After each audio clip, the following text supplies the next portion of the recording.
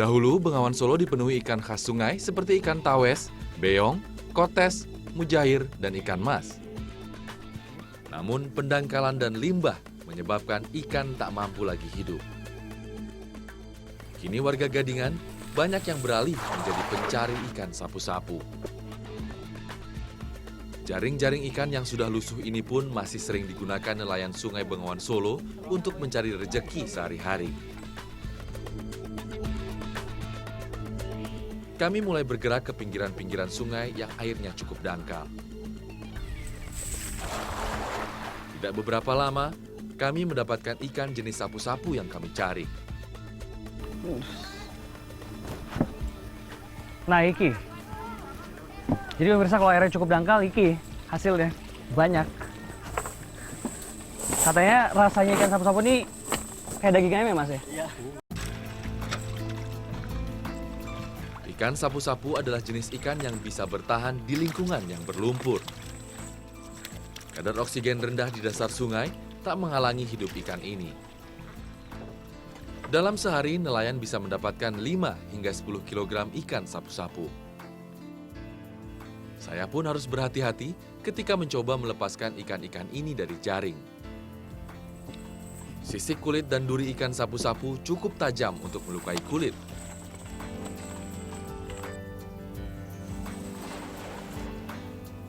Meski ikan ini dapat dikonsumsi, namun hampir sebagian besar penelitian menyatakan ikan sapu-sapu di sungai adalah ikan dengan konsentrasi kandungan logam yang sangat tinggi di dalam dagingnya. Terpaksa mengkonsumsi ikan sapu-sapu bukanlah hal yang baru bagi warga bantaran Bengawan Solo. Jadi tuh penghasilan selain ikan sapu-sapu tuh ada kalau sekarang-sekarang kayak Ya, gini? ikan gabus Ada itu? ada. Tapi kan kalau sungai besar kayak gini kan sulit nyarinya. Sulit semua. Ikan sapu-sapu sulit, ikan gabus ya sulit. Apalagi sungainya lebih tercemar kayak gini, Iya. Pak.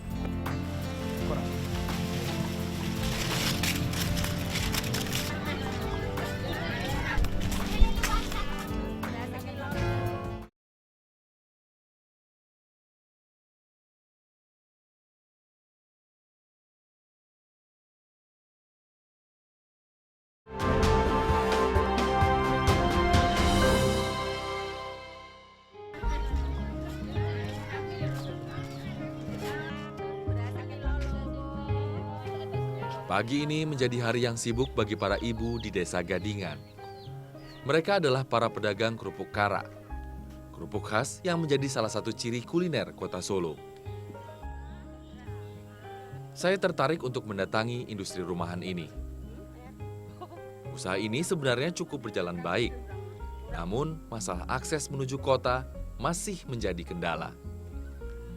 Pengiriman kerupuk ke kota pun terjebak di atas sebuah ketek kecil milik salah satu warga.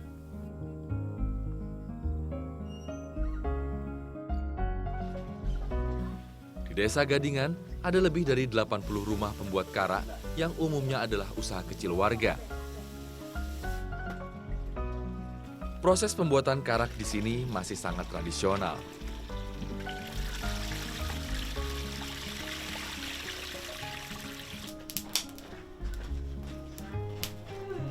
Dari mengukus beras,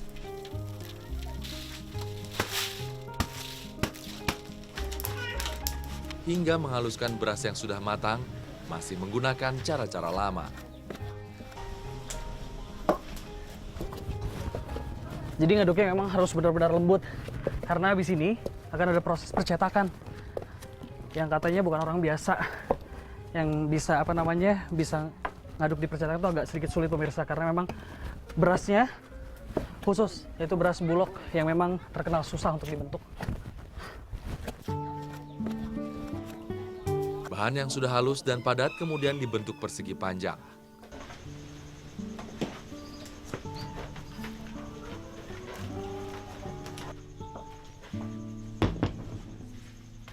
Terakhir, adonan persegi ini dipotong dan dijemur.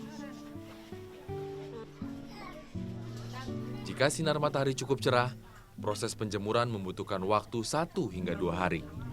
Namun jika mendung, waktunya bisa sampai 4 hingga 5 hari. Kini saatnya penggorengan. Bagi saya, proses ini adalah proses yang paling berat dari semua proses produksi karak. Berada dekat dengan wajan penggorengan yang sangat panas, terasa berat buat saya. Di sini ribuan kerupuk mengantri untuk digoreng. Uap panas minyak dan tungku memenuhi seluruh ruang. Jadi kalau dulu ukuran kerupuk karak ini bisa lebih dari segini pemirsa. Namun karena harga beras yang mahal, beras bulognya naik ya Mbak ya? Iya. Bikin kerupuk, bikin mereka tuh jadi benar-benar harus ngurangin ukuran kerupuknya. Lebih kecil seperti ini. Dulu bisa 2 kali lipat. Iya.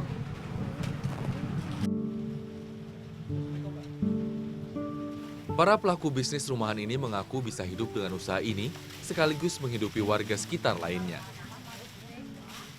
Hanya saja masalah distribusi menjadi beban produksi yang cukup tinggi.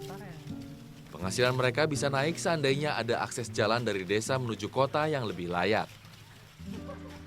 Selama ini, akses sungai masih menjadi salah satu penopang utama usaha mereka. Jadi seberapa penting arti Bengawan Solo di sini Mbak? Buat warga pedagang karak seperti ini. Sebagai pusat penyeberangan transportasi itu paling penting ya Sungai Bengawan Solo sama perahunya itu ya Mas ya. Oh. Itu kan sebagai alat transportasi paling dekat menempuh jarak ke Solo Mas. Menuju ke kota Solo dari desa ini. Kota Solo iya. Kalau nggak ada perahu itu bisa berapa kilo nempuhnya Mbak? 20 kilo Mas kalau lewat jembatan itu Mas. 20 kilo. Iya.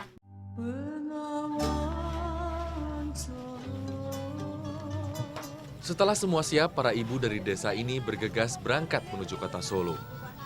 Kerupuk karak pun akan dijual ke pusat jajanan di wilayah kota Solo. Inilah bukti pengaruh Sungai Bengawan Solo kepada warga yang masih tersisa. Pengelolaan sungai yang meliputi konservasi sungai mendesak dilakukan. Seluruh unsur masyarakat maupun instansi pemerintah harus sejalan mengatasi permasalahan ini. Permasalahan Sungai Bengawan Solo saat ini adalah hasil dari ketidakpahaman banyak pihak akan pentingnya hubungan timbal balik antara manusia dengan alam sekitarnya.